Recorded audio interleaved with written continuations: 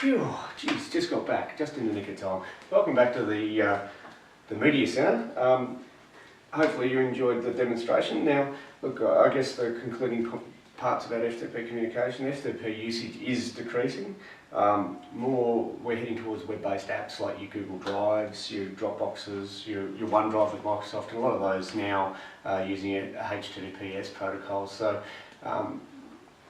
there was a time when HTTPS, which has an overhead of about 30% on HTTP, was probably too slow, and people complained if you transferred files. But this day and age, with lightning fast internet, and once our NBN is complete, there'll be no problems with the speeds that you get out of HTTPS. And certainly in my workplace, and I'm sure in yours, those methods these days are more commonplace than FTP. Okay, so what we'll go on to now is HTTP, and I guess the insecurities. Look.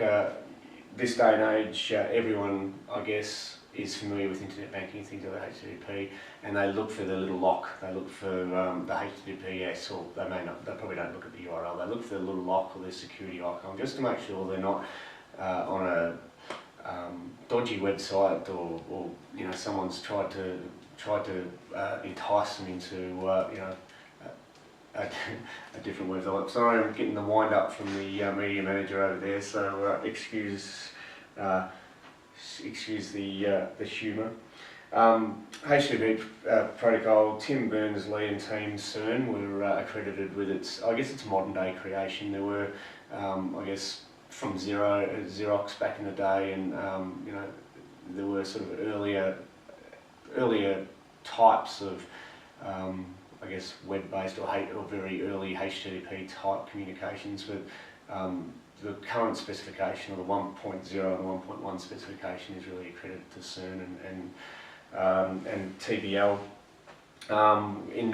basically way back in 1989. The first specification of the RFC was published in 1991, and that was really when we started entering mainstream, and that was in the early 90s, mainly restricted to universities or educational institutions, and I guess some high-level governments.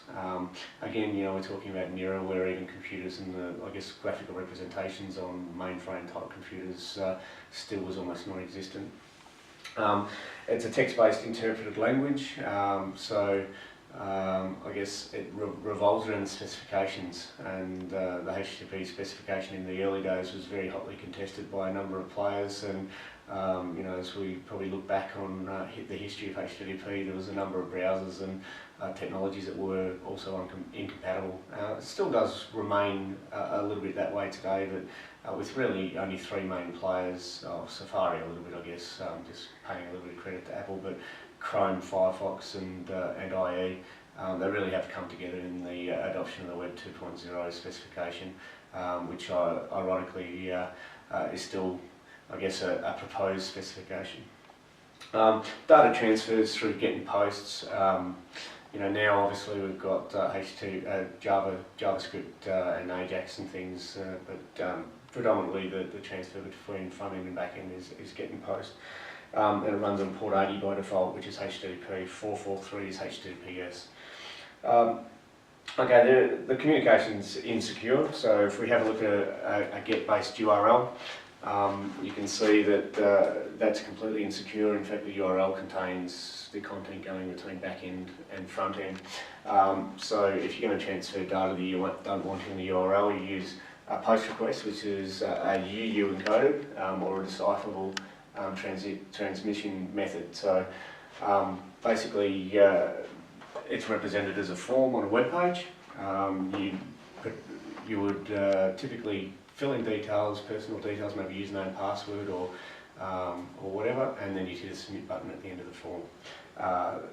The URL would show no representation of what you've entered. The content transmission between front end and back end is actually done by the HTTP headers in the request.